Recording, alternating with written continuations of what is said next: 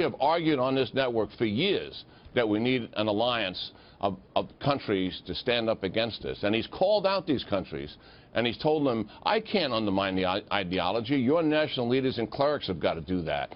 And you have got to stop financing this. And if they're in your lands, drive them out. And I'll help you do that. So here in Europe, think about this.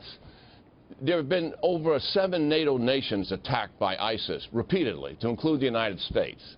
The only time NATO's ever gone to war is after 9/11, when we were attacked here. Why isn't NATO at war with ISIS? We should be. But there's complacency in Europe. They don't want to be at war with ISIS because then they're going to be held accountable for results by their people.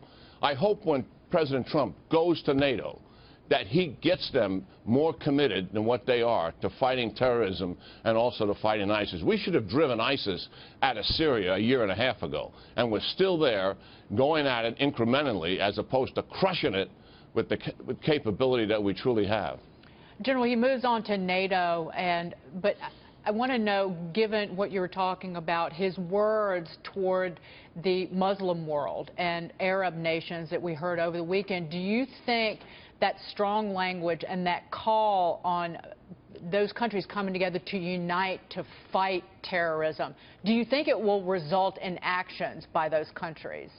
Yes, I do. I think, first of all, leadership truly makes a difference. And that was American leadership returning to the world stage, acting responsibly to promote peace and stability in the world. And we have to lead. The Middle East wants America to lead. And what has happened here is the complacency and appeasement that's been going on these last 8 years.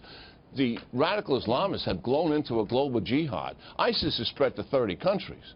And Al-Qaeda is thriving and a revitalized organization since we killed Osama bin Laden. And why is that happening?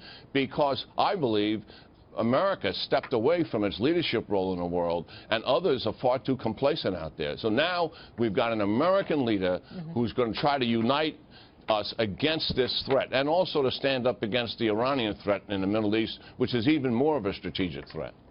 Trump has certainly assembled a stellar national security and defense team, an international team with Tillerson, Mattis, and McMaster. And we had the bombing of the Syrian air base. We had that bomb, the Moab, going off in Afghanistan. But what do you think are concrete next steps that we take in those countries, in Iraq even, to combat the Islamic State? Well, first of all, we've got to finish what we're doing in Iraq. And militarily, that will eventually end. But politically, there's huge challenges there. If there's not political unity among the Sunnis, the Shias, and the Kurds, after ISIS is defeated there, there's a chance that civil war will break out in Iraq, and that will be failure. And I'm hoping now that this administration is going to do what the previous one did not do, and that is help the Iraqis achieve some political unity. In Syria, as I said, we should have crushed ISIS in Syria a while ago. This strategy that we're using now with the Syrian Kurds, I think it's not the best strategy, because Syrian Kurds are not going to be able to occupy Syrian Arab lands. I think we should have brought in the regional Arabs to take down this threat, as I said some time ago. But that will eventually stop.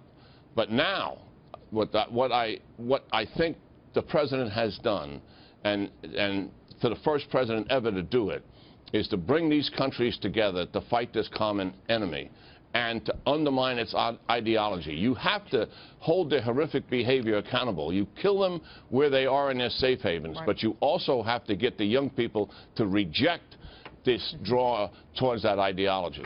President Trump's budget, General, will be delivered on Capitol Hill at 8 this morning, and among the proposals, the plan seeks to boost the nation's defense spending. The Manchester Arena attack highlighting why the U.S. military needs more money to combat terror. General, your thoughts? Well, listen, the United States military has been in atrophy for some time, and it's in serious jeopardy in terms of its military preparedness and military readiness, particularly to fight a conventional war.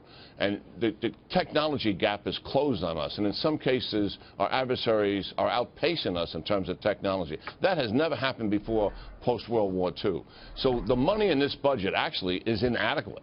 we need to go a lot further than what this budget is permitting us to go. Or we're not going to be able to close that technology gap and have the capability advantage that we've had for a number of years. We have a long way to go here, Dagan. General, it was great to see you this morning. Thank you so much for joining us on this horrific day, General Jack Keane.